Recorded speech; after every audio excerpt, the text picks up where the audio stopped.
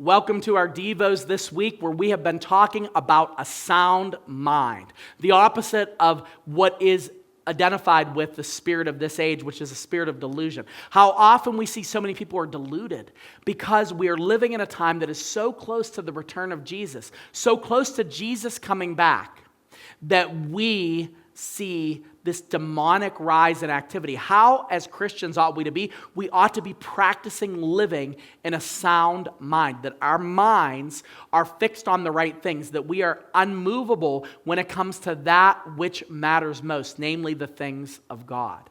Now, the first thing that we talked about in part of this series is how knowledge has increased, but that doesn't mean that wisdom has increased. So, when it comes to knowledge and wisdom, a lot of times we might have access to a lot more knowledge, but that doesn't make us any smarter.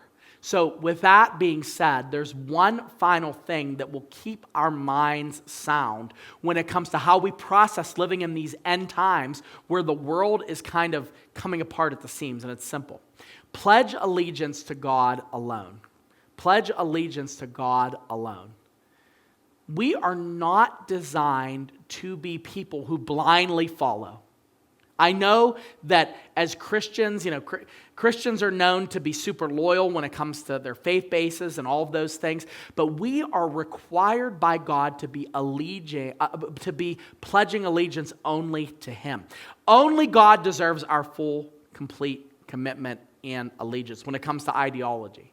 Of course, I'm talking about when it comes to the way we think, not when it comes to us taking care of our families or anything. You can't say, don't come and say, well, Pastor Sam said I only have to care about being, faithful to God and I can dump my family. No, that's not what I mean. I'm talking about saying I am wholeheartedly following this, and it's following God and God alone. It sounds dumb, but you making the decision in your mind that you are not going to cross a line that God doesn't want you to cross, that you are only going to follow Him and Him alone, that you are only going to honor Him with your life and Him alone and seek to please Him and Him alone. Once you've crossed that bridge, it changes your behavior, it changes the way you think, it changes how you interact with the world around you.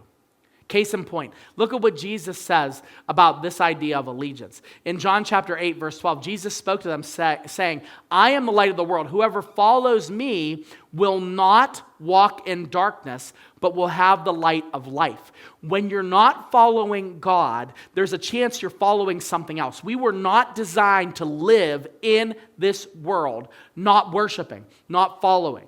We're following something. You might be following your parents. You might be following your spouse. Some of you that kind of messed your family line up, you had children and your children became the central focus. And you right now, you're following your children. If your children quit going to church, you quit going to church. If your spouse says, I shouldn't pray anymore, you quit praying. If your mom tells you you shouldn't believe a certain thing because this ideology contradicts what she believes as a Democrat or a liberal or a progressive Christian, whatever it is, and what you're believing is against that, I'm going to follow my mom. Listen, the only one that we owe allegiance to is Jesus Christ Himself. The only one that merits our allegiance is Jesus Christ Himself. And the moment that we cross that bridge, it keeps us away from the spirit of darkness and from the spirit of an unsound mind. Because Jesus says, if you follow me, you're not going to walk in darkness. If you follow me, you're going to walk in the light. The converse is, if we get off the path, we can follow anything. And that will lead to inevitable destruction. Follow Christ. The way to keep a sound mind is to keep Jesus in the center of everything. Love God, submit to truth, and live accordingly. When we do that, our mind becomes bolder. Our reserve becomes stronger. Our discernment is intact. And when we see the enemy working in the last days to try to dissuade people from following Jesus, we know that we're on the right track because we know whom we've believed in. And we rely on His Spirit to keep us connected to Him and believing that God is faithful to bring His people home.